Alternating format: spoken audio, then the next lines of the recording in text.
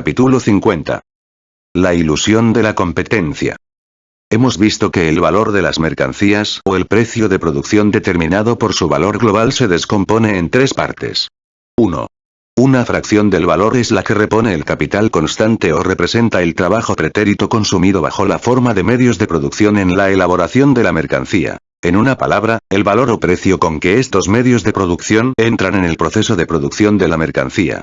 Aquí no hablamos nunca de una determinada mercancía, sino del capital mercancías, es decir, de la forma en que el producto del capital se presenta dentro de un determinado período de tiempo, un año, por ejemplo, producto del que cada mercancía no es más que un elemento, el cual, por lo demás, se descompone análogamente, con arreglo a su valor, en las mismas partes integrantes.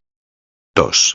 La parte del valor que representa el capital variable, por la que se mide la renta del obrero y que se convierte para este en salario. Salario que, por tanto, reproduce el propio obrero en esta parte variable del valor. En una palabra, la fracción del valor en que se traduce la parte retribuida del trabajo nuevamente incorporado, en la producción de la mercancía, a la primera parte, o sea, a la parte constante.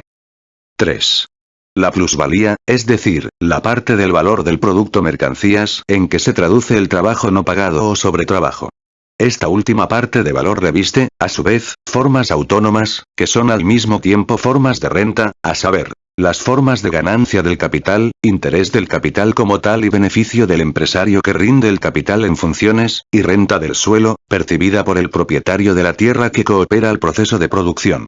Las fracciones 2 y 3, es decir, las partes del valor que asumen siempre las formas de renta del salario, siempre después de pasar por la forma de capital variable, de ganancia y de renta del suelo, se distinguen de la parte I, o sea del capital constante, en que en ellas se descompone el valor íntegro en que se materializa el nuevo trabajo añadido a aquella parte que forma el capital constante, o sea, a los medios de producción de la mercancía. Mas si descartamos la parte constante del valor, podemos decir con razón que el valor de la mercancía, en cuanto representa trabajo nuevo añadido, se descompone constantemente en tres partes, que constituyen tres formas de renta. El salario, la ganancia y la renta del suelo, cuyas respectivas magnitudes de valor, es decir, las partes alícuotas del valor total que representan, se determinan por distintas leyes, peculiares a cada una de ellas y que han sido expuestas más arriba.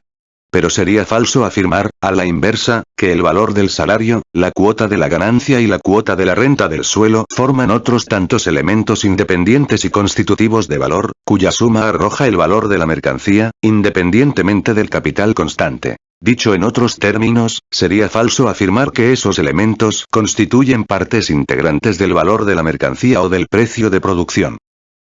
La diferencia se ve inmediatamente. Supongamos que el valor del producto de un capital de 500 sea igual 400C más 100V más 150P igual 650, y que los 150P se subdividan, a su vez, en 75 ganancia más 75 renta del suelo. Supongamos, además, para evitar dificultades inútiles, que este capital sea de composición orgánica media, de tal modo que su precio de producción coincida con su valor, coincidencia que se da siempre que el producto de este capital individual puede considerarse como producto de una parte del capital global proporcional a su magnitud. El salario del que da la medida el capital variable, forma aquí el 20% del capital adelantado. La plusvalía, calculada sobre el capital total, el 30%, o sea, 15% de ganancia y 15% de renta.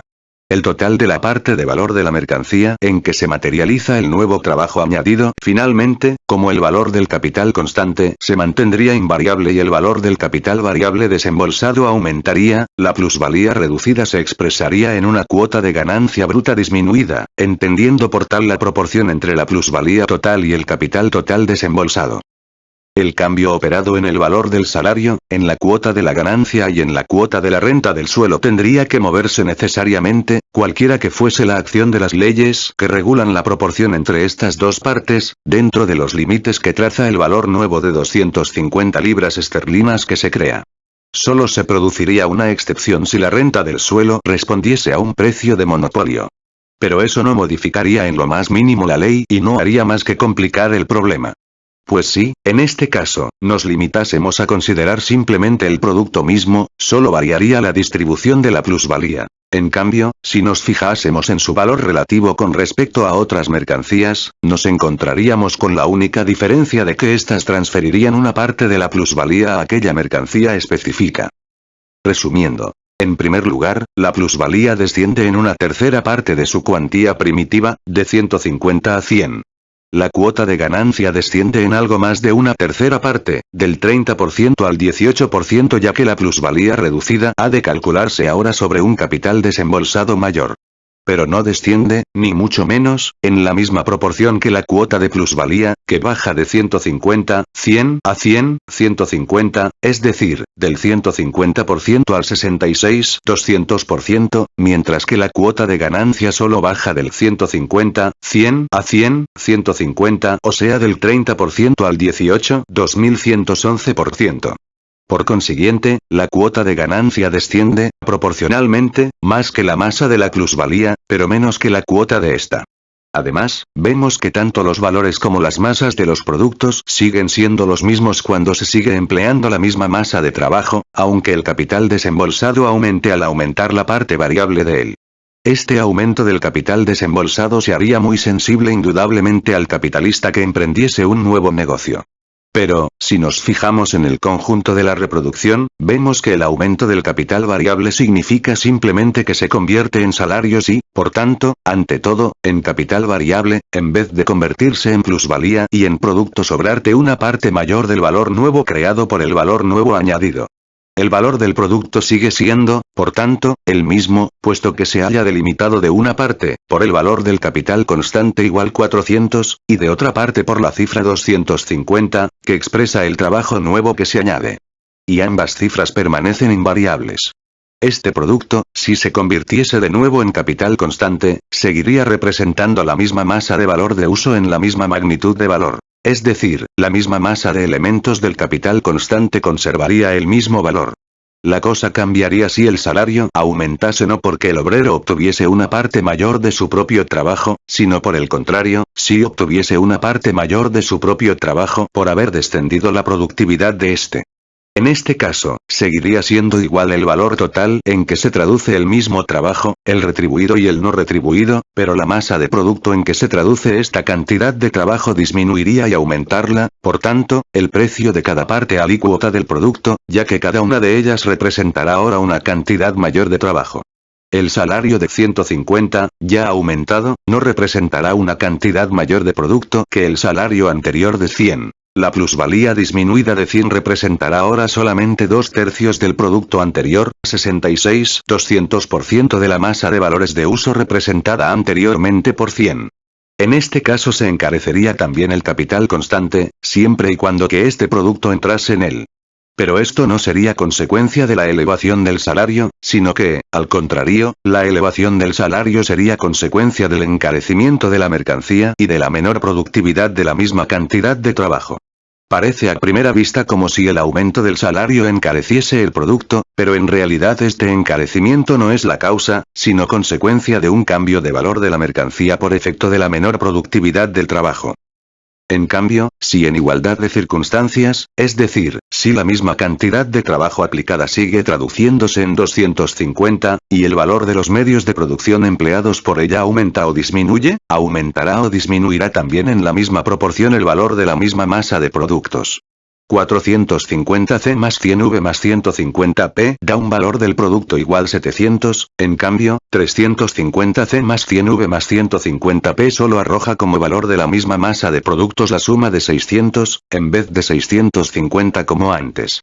Por tanto, cuando aumenta o disminuye el capital desembolsado que pone en movimiento la misma cantidad de trabajo y permanecen invariables las demás circunstancias, aumentará o disminuirá también el valor del producto, siempre y cuando que el aumento o la disminución del capital desembolsado provenga de algún cambio en cuanto a la magnitud de valor del capital constante. Al contrario, no variará si el aumento o la disminución del capital desembolsado depende del cambio de magnitud de valor del capital variable, permaneciendo inalterable la productividad del trabajo. En el capital constante, el aumento o la disminución del valor no se halla compensado por ningún movimiento en contrario. En el capital variable, partiendo del supuesto de que no se altera la productividad del trabajo, el aumento o la disminución del valor se ve compensado por el movimiento inverso en cuanto a la plusvalía, de tal modo que el valor del capital variable más la plusvalía, o sea, el valor nuevo añadido a los medios de producción por el trabajo y representado en el producto como valor nuevo, permanece invariable.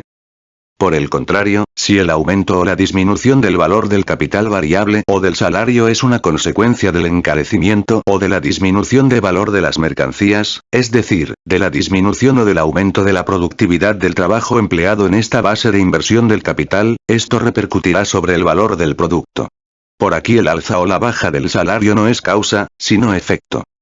En cambio, si en el ejemplo anterior, permaneciendo igual el capital constante igual 400C, el cambio de 100V más 150P en 150P más 100P, es decir, el aumento del capital variable, fuese una consecuencia del descenso de la productividad del trabajo, no en esta rama especial solamente, por ejemplo, en la industria de hilados de algodón, sino en toda la agricultura, supongamos, fuente de los medios de sustento del obrero, si fuese, por tanto, una consecuencia del encarecimiento de estos medios de subsistencia, el valor del producto permanecería invariable. El valor de 650 seguiría traduciéndose en la misma masa de hilados de algodón. De lo expuesto se desprende asimismo que cuando la disminución del capital constante invertido se produce por la introducción de economías, etc., en aquellas ramas de producción cuyos productos entran en el consumo de los obreros, esto puede acarrear lo mismo que el aumento directo de la productividad del mismo trabajo empleado, una disminución del salario, al abaratar los medios de vida del obrero, haciendo, por tanto, aumentar la plusvalía. Con lo cual la cuota de ganancia aumentaría por dos razones. De una parte, por disminuir el valor del capital constante, de otra parte, por aumentar la plusvalía. Al examinar la transformación de la plusvalía en ganancia, dábamos por supuesto que el salario no disminuía, sino que permanecía constante, ya que allí debíamos investigar las oscilaciones de la cuota de ganancia, independientemente de los cambios operados en la cuota de plusvalía. Además, las leyes allí expuestas tienen carácter general y rigen también con respecto a inversiones de capital cuyos productos no entren en el consumo del obrero y en las que, por tanto, los cambios de valor del producto no influyan para nada en los salarios. El desdoblamiento o repartición del valor nuevo añadido a los medios de producción o al capital constante por el trabajo nuevo incorporado en las distintas formas renticias de salario, ganancia y renta del suelo no altera, pues, en nada los límites del valor mismo, la suma de valor que se reparte en estas distintas categorías. Del mismo modo que un cambio cualquiera operado en la proporción existente entre estas distintas partes no puede alterar su suma, que es la magnitud dada. La cifra 100 dada es siempre la misma, aunque se divida en 50 más 50, en 20 más 70 más 10 o en 40 más 30 más 30. La parte de valor del producto que se descompone en estas clases de renta se halla determinada, exactamente lo mismo que la parte de valor del capital, por el valor de las mercancías, es decir, por la cantidad del trabajo materializado en ellas. Se halla, pues, determinada, en primer lugar, la masa de valor de las mercancías que se divide en salario, ganancia y renta y, por tanto, el límite absoluto de la suma de las fracciones de valor de estas mercancías. En segundo lugar, por lo que se refiere a las distintas categorías, sus límites promedios y reguladores son también algo dado. La base de esta delimitación la da el salario. En uno de sus extremos se halla regulado por una ley natural. Su límite mínimo lo traza el mínimo físico de medios de subsistencia que debe obtener el obrero para conservar y reproducir su fuerza de trabajo. Es decir, por una determinada cantidad de mercancías. A su vez, el valor de estas mercancías se halla determinado por el tiempo de trabajo que reclama su reproducción, o sea, por la parte del trabajo nuevo incorporado a los medios de producción, o también por la parte de la jornada de trabajo que el obrero ha de dedicar a producir y reproducir un equivalente para cubrir el valor de estos medios de vida necesarios. Si por ejemplo, el valor medio de sus medios diarios de vida igual 6 horas de trabajo, deberá trabajar, por término medio, 6 horas diarias para sí. El valor real de su fuerza de trabajo difiere de este mínimo físico. Varía según el clima y el nivel de desarrollo social. No depende solamente de las necesidades físicas, sino también de las necesidades sociales, tal como se hallan históricamente desarrolladas y que se convierten en una segunda naturaleza. Pero este salario medio regulador es, en cada país y en un período determinado, una magnitud dada. Y esto traza un límite al valor de todas las demás rentas. Este valor es siempre igual al valor en que se traduce la jornada total de trabajo, que aquí coincide con la jornada de trabajo media, puesto que abarca la masa total de trabajo puesta en movimiento por el capital social en su conjunto. Menos la parte de ella que se destina a cubrir los salarios. Su límite lo traza, pues, el límite del valor en que se traduce el trabajo no retribuido, es decir, la cantidad de este trabajo no pagado. Si la parte de la jornada de trabajo que el obrero necesita para la reproducción del valor de su salario encuentra en el mínimo físico de este su último límite, la parte restante de la jornada de trabajo, en que se traduce su plusvalía y también, por tanto, la parte de valor que expresa la plusvalía misma, tiene su límite en el máximo físico de la jornada de trabajo, es decir, en la cantidad total de tiempo de trabajo diario que el obrero puede rendir sin menoscabo de su fuerza de trabajo y mediante la reproducción de esta. Y como aquí estamos estudiando la distribución del valor en que se traduce el nuevo trabajo total incorporado durante el año, podemos para estos efectos considerar la jornada de trabajo como una magnitud constante y como tal la damos por supuesta, por mucho que pueda diferir en más o en menos de su máximo físico. El límite absoluto de la fracción de valor que constituye la plusvalía y se desdobla en la ganancia y la renta del suelo constituye, pues, un factor dado. Se determina por el excedente de la parte no retribuida de la jornada de trabajo sobre su parte retribuida, es decir, por la parte de valor del producto total en que esta plusvalía se realiza. Si, como aquí hacemos, llamamos ganancia a la plusvalía así delimitada y calculada a base del capital total desembolsado, vemos que esta ganancia, considerada en cuanto a su magnitud absoluta, es igual a la plusvalía, es decir, se mueve dentro de límites determinados con arreglo a las mismas leyes que esta. Y la cuantía de la cuota de ganancia es también una magnitud circunscrita dentro de ciertos límites, determinados por el valor de las mercancías. Es la razón o proporción entre la plusvalía total y el capital total de la sociedad invertido en la producción. Supongamos que este capital sea igual 500, digamos millones, y la plusvalía igual 100. En este caso, el límite absoluto de la cuota de ganancia será de 20%. La distribución de la ganancia social con arreglo a esta cuota entre los capitales invertidos en las diversas ramas de producción se traduce en precios de producción diferentes de los valores de las mercancías, precios de producción que son los precios comerciales medios realmente reguladores. Sin embargo, esta diferencia no anula ni la norma de la determinación de los precios por los valores ni los límites normales de la ganancia. En vez de que el valor de una mercancía sea igual al capital absorbido por ella más la plusvalía que en ella se contiene, ahora su precio de producción es igual al capital absorbido por ella, más la plusvalía que le corresponde con arreglo a la cuota general de ganancia, por ejemplo el 20% sobre el capital invertido para producirla, tanto el consumido como el puramente empleado. Pero este recargo del 20% se halla determinado a su vez por la plusvalía engendrada por el capital social en su conjunto y por su proporción con el valor del capital. Por eso es del 20% y no del 10 o del 100%.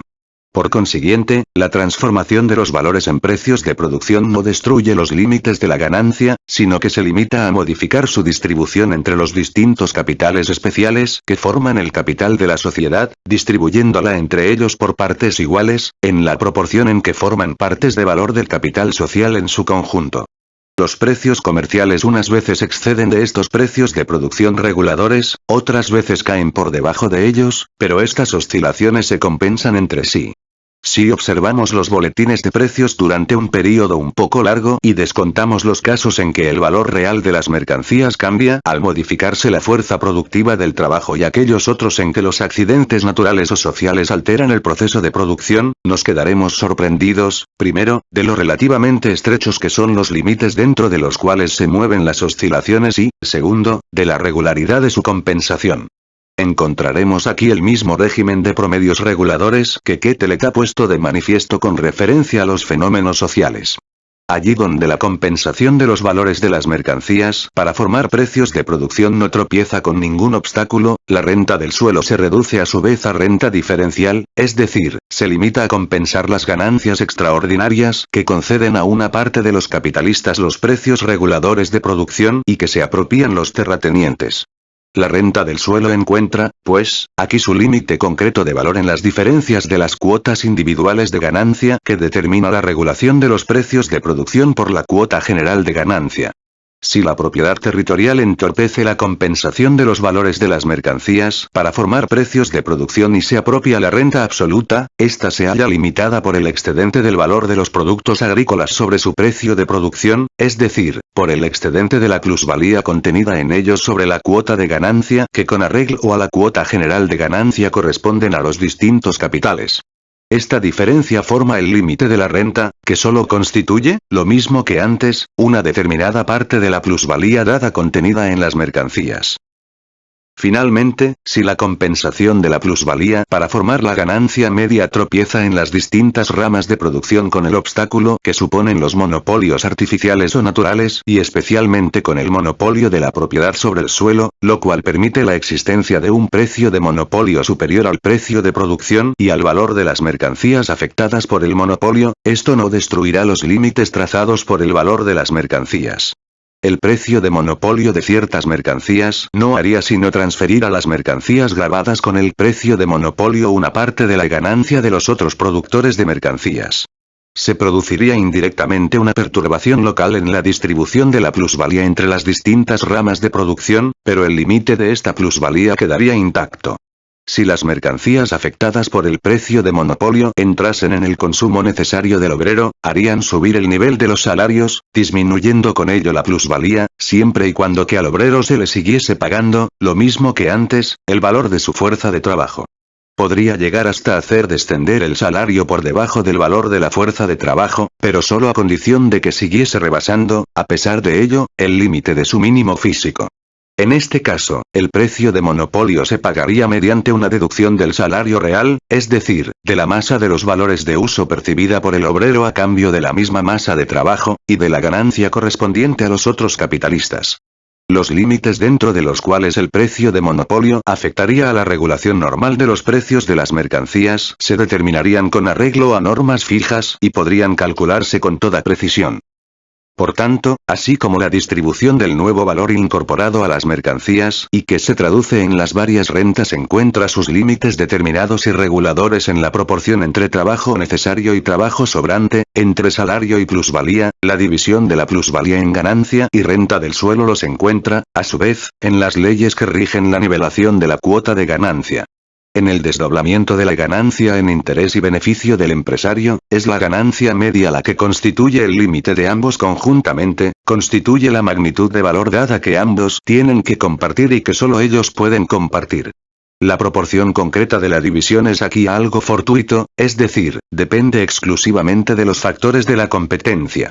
Mientras que en otros casos la coincidencia entre la oferta y la demanda equivale a la supresión de las divergencias entre los precios comerciales y sus precios medios reguladores, es decir, a la supresión de los efectos de la competencia, aquí es lo único determinante. ¿Por qué? Porque el mismo factor de producción, el capital, tiene que dividir entre los dos poseedores de este factor de producción la parte de la plusvalía que le corresponde. Pero el hecho de que en este caso no exista ningún límite concreto y normal para la división de la ganancia media, no destruye su límite como parte del valor de las mercancías, del mismo modo que el hecho de que dos socios de una industria, por diversas razones de orden exterior, se repartan desigualmente la ganancia, no afecta para nada a los límites de esta. Por consiguiente, si la parte del valor mercancías en que toma cuerpo el trabajo nuevo añadido al valor de los medios de producción se descompone en diversas partes que, bajo la forma de rentas, revisten formas independientes las unas de las otras, no por ello debemos considerar al salario, la ganancia y la renta del suelo, ni mucho menos, como los elementos constitutivos cuya síntesis o suma determina el precio regulador, natural price, prix necessaire, de las mercancías. Como si el valor de las mercancías, después de deducir de él la parte del valor constante, no fuese la unidad originaria que luego, se desdobla en estas tres partes, sino, que, por el contrario, el precio de cada una de estas tres partes se determinase sustantivamente y la suma de estas tres magnitudes independientes arrojase luego el precio de las mercancías. En realidad, el valor de las mercancías constituye la magnitud que se presupone, la unidad formada por el valor total del salario, la ganancia y la renta del suelo, cualesquiera que sean las magnitudes relativas de estas partes entre sí. Aquella concepción falsa se representa el salario, la ganancia y la renta del suelo como tres magnitudes independientes de valor, cuya magnitud total produce, delimita y determina la magnitud del valor de las mercancías.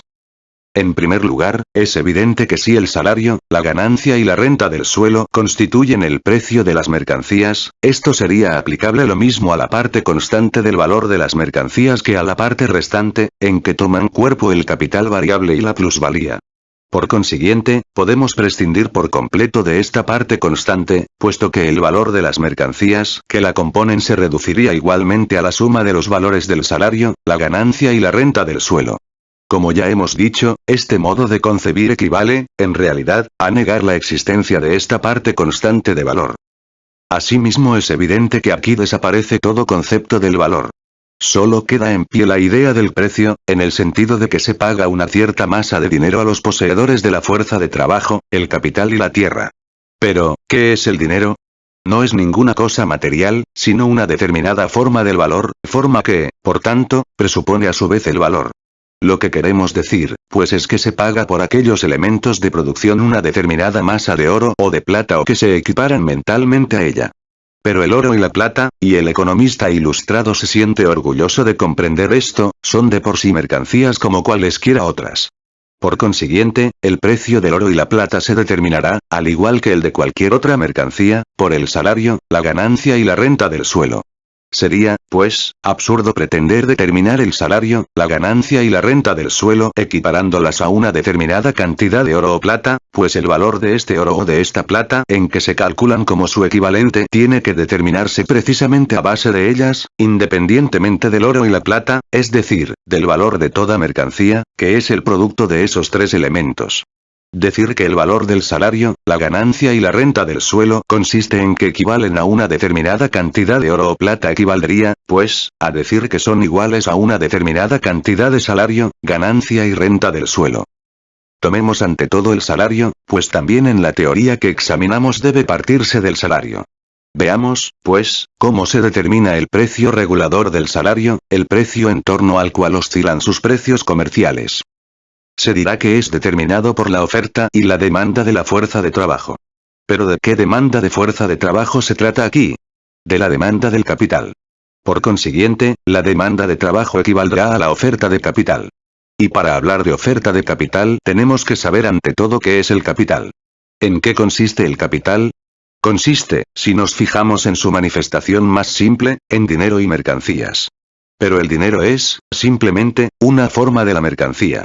Consiste, pues, en mercancías. Pero el valor de las mercancías, según el supuesto de que partimos, se determina en primera instancia por el precio del trabajo que las produce, por el salario. El salario se da aquí por supuesto y se considera como elemento constitutivo del precio de las mercancías.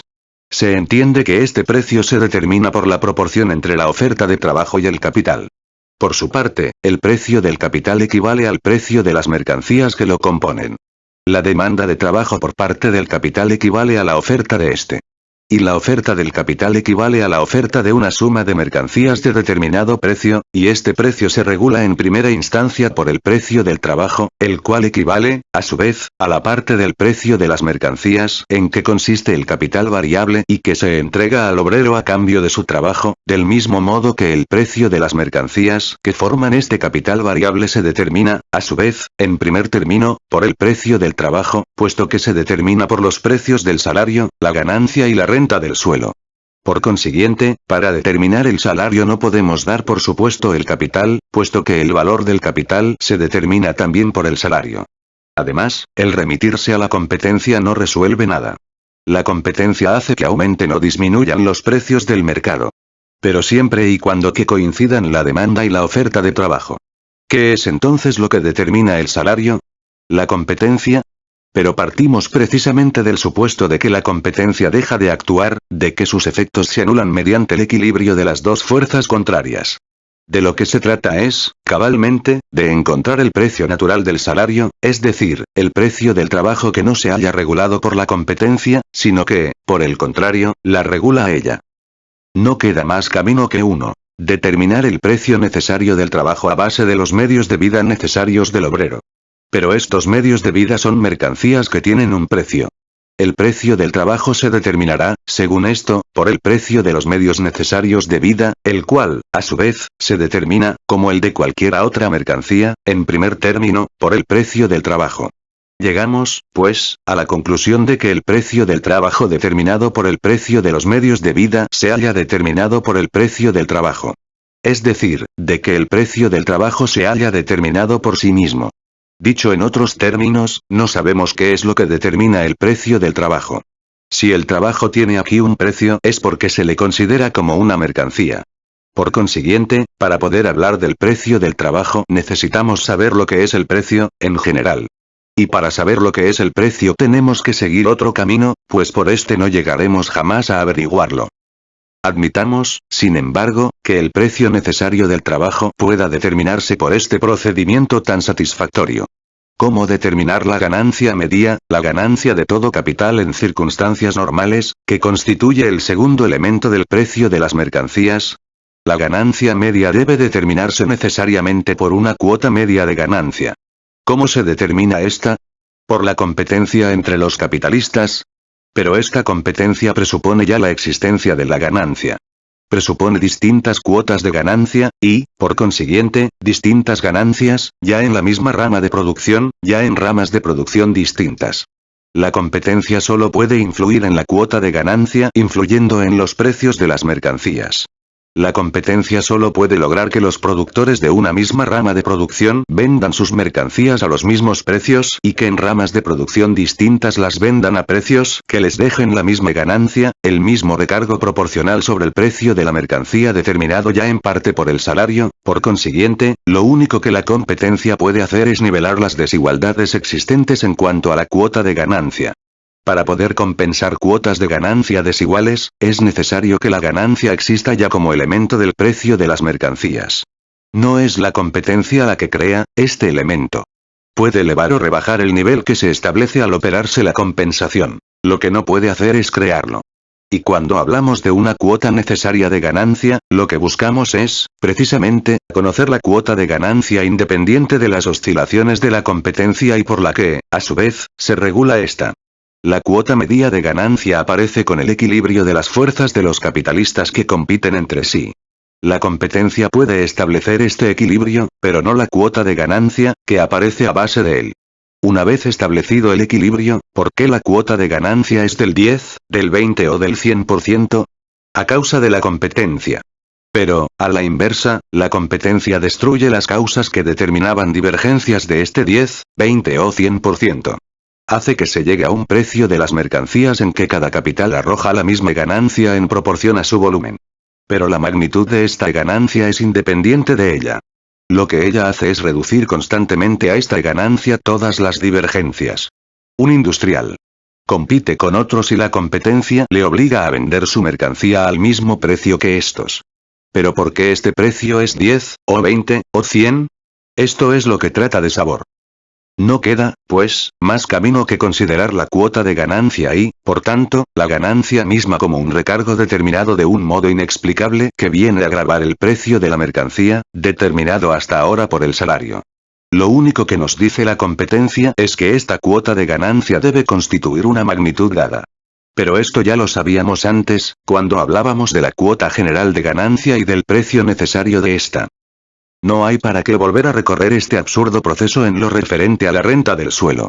Sabemos sin necesidad de ello que, si se desarrolla de un modo un poco consecuente, tiene que hacer aparecer la ganancia y la renta del suelo como simples recargos de precio determinados por leyes inexplicables sobre el precio de las mercancías, determinado en primer lugar por el salario. En una palabra, se pretende que la competencia se encargue de explicar todas las incongruencias de los economistas, en vez de ser estos quienes expliquen lo que es la competencia. Si dejamos a un lado la fantasía de las partes del precio, la ganancia y la renta del suelo, creadas por la circulación, pues la circulación no puede nunca devolver lo que no se le haya entregado antes, la cosa se reduce, sencillamente, a lo siguiente. Supongamos que el precio de una mercancía, determinado por el salario sea igual 100, la cuota de ganancia del 10% sobre el salario y la renta del suelo del 15% sobre el mismo. En estas condiciones, el precio de la mercancía, determinado por el salario, la ganancia y la renta, será igual 125. Este recargo de 25 no puede proceder de la venta de la mercancía, pues todos los que comercian se venden recíprocamente por 125, lo que solo les ha costado 100 de salario, lo que viene a ser exactamente lo mismo que si todos los vendiesen por 100. La operación debe ser enfocada, pues, como algo totalmente aparte del proceso de circulación. Si los tres elementos se dividiesen la mercancía que ahora cuesta 125, y la cosa no se modifica en lo más mínimo porque sea el capitalista quien venda la mercancía por 125, entregando luego al obrero 100, reservándose 10 para sí mismo y pagando 15 al terrateniente, el obrero percibiría 4, 5, igual 100 del valor y del producto. El capitalista obtendría 2/25 del valor y del producto y el terrateniente 3/25. Al vender la mercancía por 125, en vez de venderla por 100, solo entrega al obrero 4, 5 del producto en que se traduce su trabajo. Es lo mismo que si, vendiendo la mercancía por 100, entregase al obrero 80 y se quedase con 20 de los cuales 8 para sí y 12 para el terrateniente. Él vendería la mercancía por su valor, puesto que en realidad los recargos de precio sobre el valor de la mercancía, que según el supuesto de que partimos se determina por el valor del salario, constituyen aumentos independientes. Por medio de un rodeo, llegamos al resultado de que, en esta idea, la palabra salario, los 100, es igual al valor del producto, es decir, igual la suma de dinero en que se traduce esta determinada cantidad de trabajo y, a su vez, este valor difiere, sin embargo, del salario real y deja, por tanto, un superávit. Lo que ocurre es que esto se consigue aquí por medio de un recargo nominal del precio. Por tanto, si el salario fuese igual a 110 en vez de ser igual 100, la ganancia tendría que ser igual 11 y la renta del suelo igual L6 medio, con lo cual el precio de la mercancía sería igual 137 medio. La proporción permanecería invariable. Pero como la división se mantendría siempre mediante el recargo nominal de un determinado tanto por ciento sobre el salario, el precio aumentaría y disminuiría con este. El salario se supone aquí igual al valor de la mercancía y, al mismo tiempo, como algo distinto de él. Pero en realidad, la cosa se reduce, dando un rodeo absurdo, a decir que el valor de la mercancía se determina por la cantidad de trabajo contenida en ella y el valor del trabajo por el precio de los medios de vida necesarios, siendo el superávit del valor sobre el salario lo que forma la ganancia y la renta. El desdoblamiento de los valores de las mercancías después de deducir el valor de los medios de producción empleados para producirlas, el desdoblamiento de esta masa dada de valor, determinada por la cantidad de trabajo materializada en el producto mercancías, en tres tipos de renta independientes entre sí. Este desdoblamiento aparece invertido en la superficie visible de la producción capitalista y, por tanto, en las mentes de los agentes cautivos de ella. Supongamos que el valor total de una mercancía cualquiera sea 300, de los cuales 200 representen el valor de los medios de producción o elementos del capital constante empleados para producirla. Quedan, pues, 100 como suma del valor nuevo incorporado a esta mercancía en su proceso de producción. Este valor nuevo de 100 es todo el valor de que se dispone para repartirlo entre las tres formas de renta. Llamando al salario X, a la ganancia Y, y a la renta del suelo Z, tendremos que la suma de X más Y más Z será siempre, en este caso, igual 100. Pero en la mente del industrial, del comerciante y del banquero y en la del economista vulgar, la cosa ocurre de un modo muy distinto.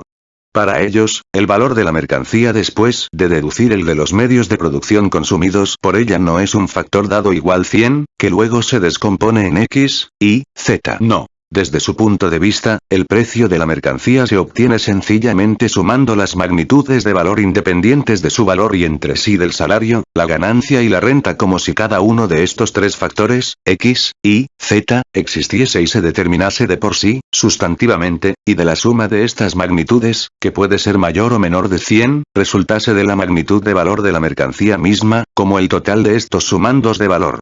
Y esta confusión se produce necesariamente, por varias razones. Primera, porque las partes integrantes del valor de la mercancía se enfrentan entre sí como rentas independientes, que se refieren como tales a tres agentes de la producción completamente distintos los unos de los otros y que, por tanto, parecen brotar de ellos.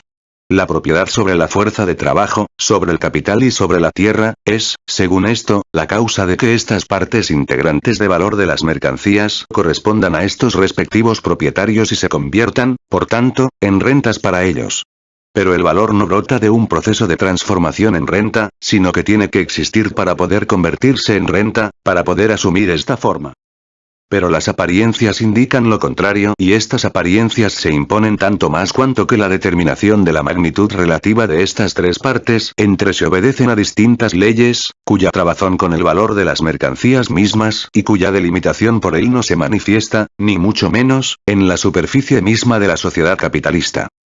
Segunda. Hemos visto que un alza o una baja general de los salarios, engendra, si todas las demás circunstancias permanecen invariables, un movimiento de la cuota general de ganancia en sentido opuesto, hace cambiar los precios de producción de las distintas mercancías, hace aumentarlos de unas y disminuirlos de otras, según la composición orgánica media del capital en las respectivas ramas de producción. Esto hace que se sienta, desde luego, en algunas ramas de producción la experiencia de que el precio medio de algunas mercancías aumenta por aumentar los salarios o disminuye por disminuir estos. Lo que la experiencia no dice es la regulación secreta de estos cambios por el valor de las mercancías, distinto del salario.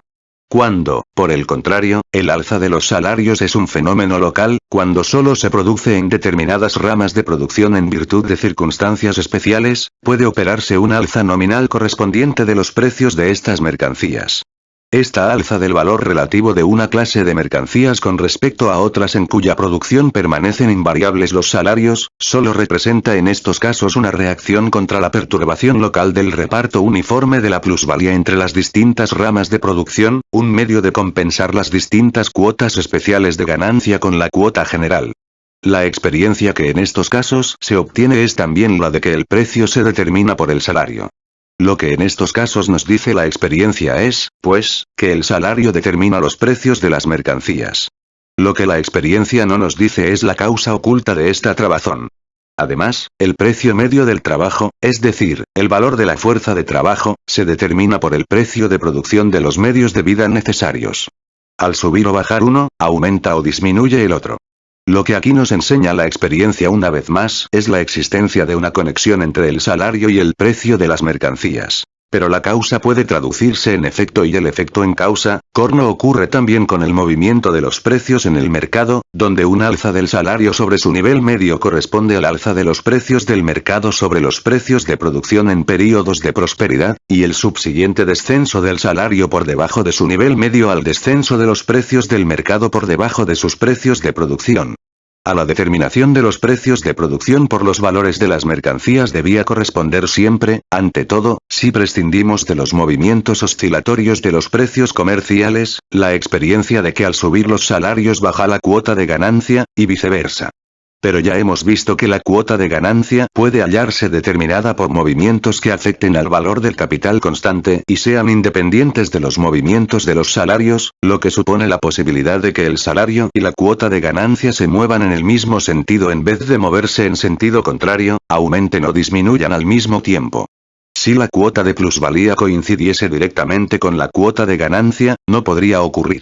Aun cuando el salario aumente por aumentar los precios de los medios de subsistencia, puede ocurrir que la cuota de ganancia permanezca invariable o incluso aumente, al crecer la intensidad del trabajo o alargarse la jornada de este. Y todas estas experiencias confirman la apariencia suscitada por la forma autónoma e invertida de las partes integrantes del valor de que es el salario por sí solo o son el salario y la ganancia conjuntamente los que determinan el valor de las mercancías. Cuando esto ocurre con referencia al salario, es decir, cuando el precio del trabajo y el valor creado por este parecen coincidir, esto se comprende de suyo en lo que se refiere a la ganancia y a la renta del suelo. Sus precios, es decir, sus expresiones en dinero, tienen que aparecer entonces regulados independientemente del trabajo y del valor engendrado por él. Tercera. Supongamos que los valores de las mercancías o los precios de producción son independientes de ellos coincidan directa y constantemente en el modo de presentarse con los precios comerciales de las mercancías, en vez de imponerse como los precios medios reguladores mediante las continuas compensaciones de las oscilaciones constantes de los precios del mercado.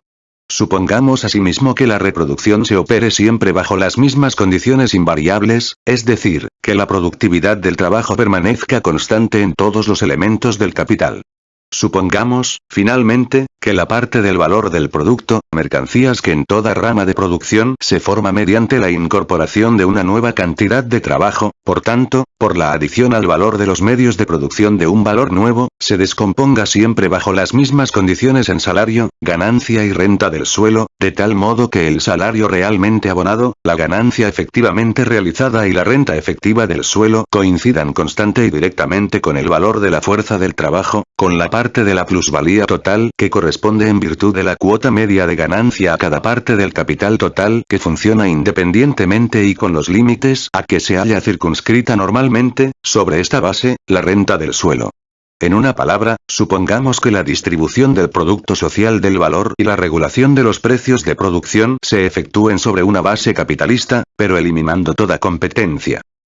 Incluso en estas condiciones, en que el valor de las mercancías sería y aparecería constante, en que la parte de valor del producto, mercancías que se traduce en las distintas rentas, permanecería como una magnitud constante y se presentaría además, como tal y en que, finalmente, esta parte dada y constante del valor se descompondría bajo condiciones constantes en salario, ganancia y renta del suelo. Incluso en estas condiciones, el movimiento real aparecería necesariamente bajo una forma invertida. No como desdoblamiento de una magnitud de valor dada de antemano en tres partes que revisten formas de renta independientes entre sí, sino, por el contrario, como la integración de esta magnitud de valor por la suma de los tres elementos autónomos, determinados de forma independiente, o sean, el salario, la ganancia y la renta del suelo. Esta apariencia brotaría necesariamente, ya que en el movimiento real de los capitales individuales y de sus productos, mercancías el valor de estas no aparece como algo previo a su desdoblamiento, sino que, por el contrario, las partes en que se descomponen funcionan y se dan por supuestas como algo anterior al valor de las mercancías. Hemos visto en primer lugar que todo capitalista considera el precio de costo de la mercancía como una magnitud dada, que aparece constantemente como tal en el precio real de producción. Pero el precio de costo equivale al valor del capital constante, de los medios de producción invertidos, más el valor de la fuerza de trabajo, el cual adopta, sin embargo, ante los ojos de la gente de la producción la forma irracional de precio del trabajo, por donde el salario aparece al mismo tiempo como la renta del obrero. El precio medio del trabajo constituye una magnitud dada, puesto que el valor de la fuerza de trabajo, como el de toda otra mercancía, se determina por el tiempo de trabajo necesario para su reproducción. Pero la parte de valor de las mercancías que se traduce en salario no surge del hecho de que revista esta forma de salario, de que el capitalista adelante al obrero la parte que a éste le corresponde de su propio producto bajo la forma de salario, sino del hecho de que el obrero produce un equivalente de su salario, es decir, de que una parte de su trabajo diario o anual produce el valor contenido en el precio de su fuerza de trabajo. Pero el salario se establece contractualmente antes de que se produzca el equivalente de valor correspondiente a él. Como elemento del precio cuya magnitud existe antes de que se produzca la mercancía y su valor, como parte integrante del precio de costo, el salario no aparece, por tanto, como una parte que se desglose en forma independiente del valor total de la mercancía, sino por el contrario, como una magnitud dada que determina de antemano este valor, es decir, como factor determinante del precio o del valor. Una función semejante a la del salario en el precio de costo de la mercancía la desempeña la ganancia media en su precio de producción, pues el precio de producción es igual al precio de costo más la ganancia media correspondiente al capital desembolsado. Esta ganancia media actúa prácticamente, en la mente y en los cálculos del capitalista mismo, como un elemento regulador, no solo en cuanto determina la transferencia de los capitales de una esfera de inversión a otra, sino también en lo referente a todas aquellas ventas y aquellos contratos que abarcan un proceso de reproducción extensivo a largas épocas. Pero en cuanto actúa de este modo, constituye una magnitud previa que es en realidad independiente del valor y la plusvalía creados en cada rama especial de producción y aún más, por tanto, de los creados por cada inversión específica de capital en cada una de estas ramas. En vez de presentarlo como resultado de un desdoblamiento del valor, los fenómenos analizados lo muestran como una magnitud independiente del valor del producto, mercancías, existente de antemano en el proceso de producción de las mercancías y que determina el precio medio de estas, es decir, como un factor determinante del valor. Además, la plusvalía, al desdoblarse sus diferentes partes en formas completamente independientes las unas de las otras, aparece bajo una forma todavía mucho más concreta como algo previo a la formación de valor de las mercancías. Una parte de la ganancia media se enfrenta independientemente al capitalista activo, bajo forma de interés, como elemento previo a la producción de las mercancías y de su valor. Por mucho que oscile la magnitud del interés, constituye en cualquier momento y para cualquier capitalista una magnitud dada, que entra a formar parte para el capitalista individual, del precio de costo de las mercancías que produce. Y lo mismo ocurre con la renta del suelo, bajo forma de canon establecido contractualmente, en lo que se refiere al capitalista agrícola, y bajo la forma de alquiler en lo tocante a los locales utilizados para sus negocios por otros empresarios. Estas partes en que se desdobla la plusvalía aparecen, por tanto, puesto que son elementos del precio de costo con que el capitalista individual cuenta como factores dados, a la inversa, como factores determinantes de la plusvalía. Como factores determinantes de una parte del valor de las mercancías, del mismo modo que el salario lo es de otra parte. El secreto de por qué estos productos del desdoblamiento del valor de las mercancías aparecen constantemente como premisas de la formación misma del valor está, sencillamente, en que el régimen capitalista de producción, como cualquier otro, no solo reproduce constantemente el producto material, sino que reproduce además las condiciones económicas sociales, las formas económicas que determinan su creación. De ahí que su resultado aparezca constantemente como premisa suya, del mismo modo que sus premisas aparecen como sus resultados. Es esta reproducción constante de las mismas condiciones la que el capitalista individual anticipa como hecho evidente, como hecho indiscutible. Mientras la producción capitalista subsiste como tal, una parte del trabajo nuevo incorporado se traduce constantemente en salario, otra parte en ganancia, en interés del capital y beneficio del empresario, y otra en renta del suelo. En los contratos entre los propietarios de los distintos factores de la producción se da esto por supuesto, y este supuesto es exacto, por mucho que oscilen las proporciones relativas de magnitud en cada caso concreto. La forma concreta en que se enfrentan entre sí las partes del valor se da por supuesta porque se reproduce constantemente, y se reproduce constantemente porque se da constantemente por supuesta. Es cierto que la experiencia y los fenómenos verificados revelan también que los precios comerciales, a cuya influencia atribuye solamente el capitalista a la determinación del valor, desde el punto de vista de su magnitud, no dependen en lo más mínimo de estas anticipaciones, que no se atienen para nada al hecho de que el interés o la renta del suelo se estipulen a un nivel alto o bajo. Pero los precios del mercado solo son constantes en sus cambios, y su promedio de períodos un poco largos arroja precisamente los respectivos promedios del salario, la ganancia y la renta del suelo como las magnitudes constantes, que son, por tanto, las que en última instancia determinan los precios del mercado. Por otra parte, aparece como algo muy simple la reflexión de que si el salario, la ganancia y la renta del suelo son factores determinantes del valor porque se presentan como algo previo a la producción de este y cada capitalista individual los da por supuestos en el precio de costo y en el precio de producción, también es un factor determinante del valor la parte constante del capital cuyo valor entra como algo dado en la producción de cualquier mercancía. Pero la parte constante del capital no es sino una suma de mercancías y, por tanto, de valores de mercancías. ¿Por dónde llegaríamos a la insípida tautología de que el valor de las mercancías es el factor determinante y la causa del valor de las mercancías?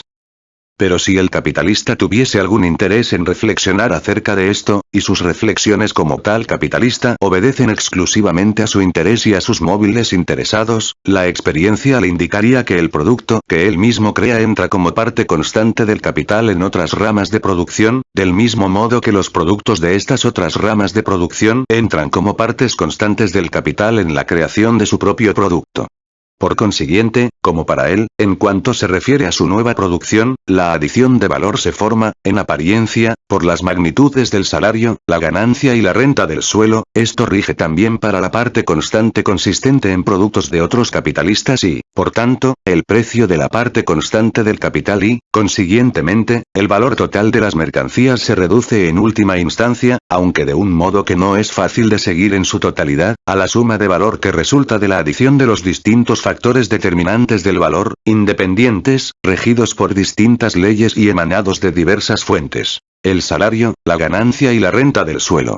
Cuarta. Que sean vendidas o no las mercancías por sus valores y, por tanto, la determinación misma del valor no le interesa al capitalista individual.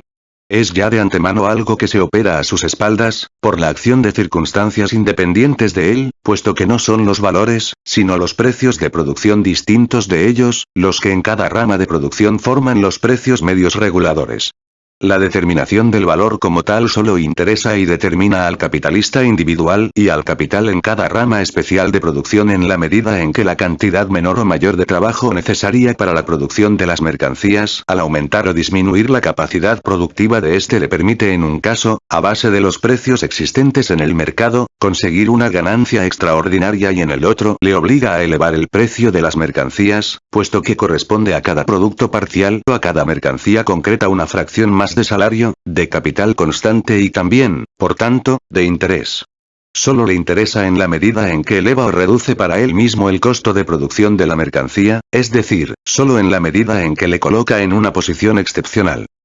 En cambio, el salario, el interés y la renta del suelo aparecen ante él como límites reguladores no solo del precio a base del cual puede realizar la parte de la ganancia que le corresponde como capitalista en funciones, el beneficio del empresario, sino del precio a que tiene que vender la mercancía, para que sea posible la reproducción continuada. Es absolutamente indiferente para él el que realice o no, en la venta, el valor y la plusvalía contenidos en la mercancía, siempre y cuando que obtenga del precio el beneficio de empresario habitual o mayor que el habitual, sobre el precio de costo individualmente determinado para él por el salario, el interés y la renta del suelo. Prescindiendo de la parte constante del capital, el salario, el interés y la renta del suelo aparecen ante él, por tanto, como los elementos determinantes delimitadores y, por consiguiente, creadores, del precio de las mercancías. Así consigue, por ejemplo, reducir el salario por debajo del valor de la fuerza de trabajo, es decir, por debajo de su nivel normal, obtener capital a un tipo bajo de interés y pagar un canon de arrendamiento inferior a la cuantía normal de la renta, será absolutamente indiferente para él el que venda el producto por menos de su valor e incluso por debajo del precio general de producción, es decir, él, que tenga que renunciar gratis a una parte del trabajo sobrante contenido en la mercancía. Y esto rige incluso para la parte constante del capital. Si, por ejemplo, un industrial puede comprar las materias primas por un precio inferior al de producción, esto le precave contra una pérdida, aun cuando tenga que vender su mercancía elaborada por debajo del precio de producción.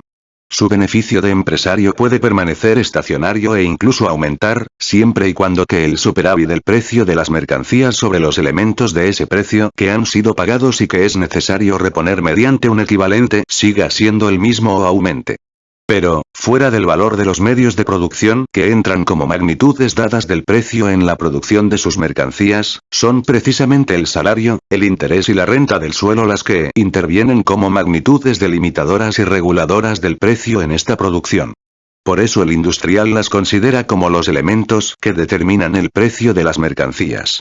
Desde este punto de vista, el beneficio del empresario aparece determinado por el superávit de los precios fortuitos del mercado, que dependen de las condiciones de la competencia sobre el valor inmanente de las mercancías, determinado por aquellos elementos del precio. O bien cuando él mismo interviene como factor determinante en el precio del mercado, aparece, a su vez, como determinado por la competencia entre compradores y vendedores. Tanto en la competencia entre los distintos capitalistas como en la competencia que se desarrolla en el plano del mercado mundial, son las magnitudes dadas y supuestas del salario, el interés y la renta del suelo las que entran en el cálculo como magnitudes constantes y reguladoras. Constantes, no en el sentido de que no varíen, sino en el sentido de que existen como un factor dado en cada caso concreto y constituyen el límite constante dentro del cual oscilan continuamente los precios del mercado. En la competencia tal como se opera en el mercado mundial, por ejemplo, trátase exclusivamente de saber si, a base del salario, del interés y de la renta del suelo dados, podrá venderse la mercancía, a los precios generales del mercado o por debajo de ellos, con ventaja, es decir, realizando el correspondiente beneficio del empresario. Si el salario y el precio de la tierra vigentes en un país son bajos y en cambio el interés del capital es alto, porque en él no se haya desarrollado en general el régimen capitalista de producción, mientras que en otro país rigen salarios y precios de la tierra nominalmente altos y, en cambio, el tipo de interés del capital es bajo, el capitalista empleará en el primer país más trabajo y más tierra y en el segundo, relativamente, más capital. Estos factores entran como elementos determinantes cuando se trata de calcular hasta qué punto es posible aquí la competencia entre ambos países.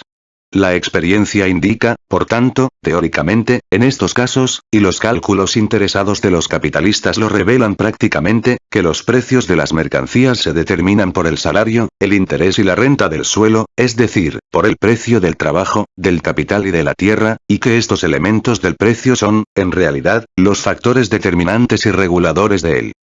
Claro está que queda siempre, en estos casos, un elemento que no se da por supuesto, sino que se deriva del precio comercial de las mercancías, a saber, el superávit sobre el precio de costo, formado por la suma de aquellos tres elementos, salario, interés y renta del suelo.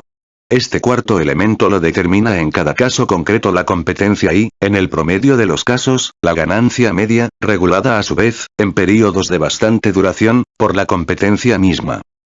Quinta. Dentro del régimen de producción capitalista, es algo tan evidente el desdoblamiento del valor en que se traduce el trabajo nuevo incorporado en las tres formas de renta del salario, la ganancia y la renta del suelo, que este método, sin hablar de períodos históricos del pasado, como los que hemos puesto a propósito de la renta del suelo, se emplea incluso allí donde faltan de antemano las condiciones de existencia de estas formas de renta. Es decir, que por analogía, todo se asimila a la suma de estos elementos.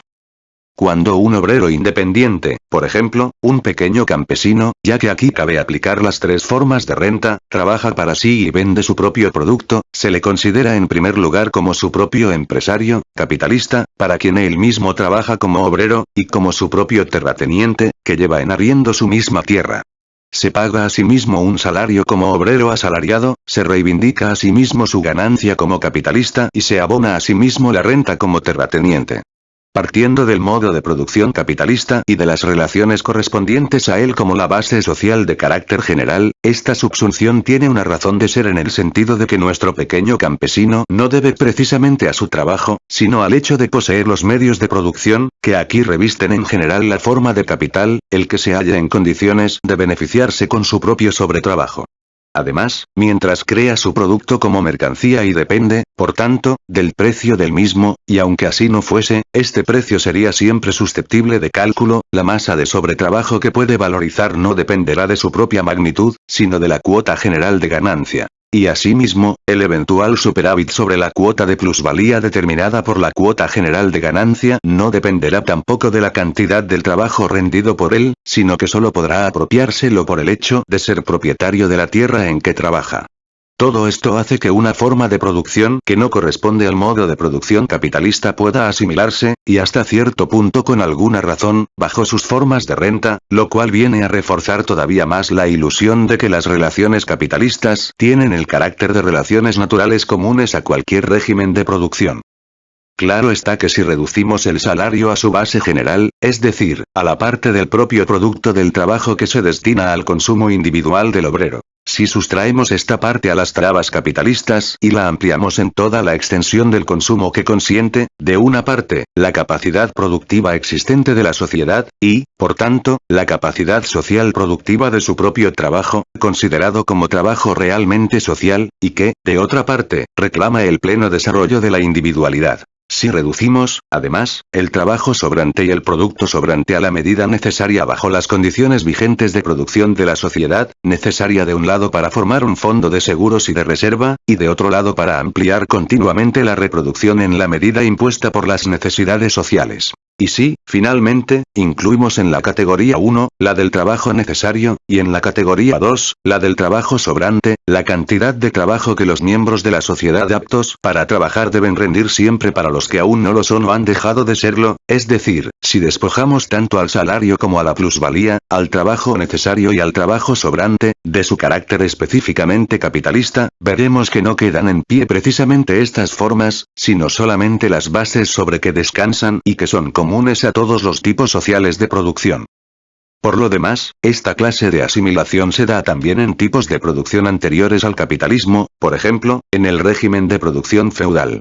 Relaciones de producción que no encajaban para nada en él, que se salían enteramente de su marco, se establecían bajo las relaciones feudales, como ocurría en Inglaterra, por ejemplo, con las tenures in common socage, por oposición a las tenures on knight's service, que solo entrañaban obligaciones de pago de dinero y que no eran feudales más que por el nombre.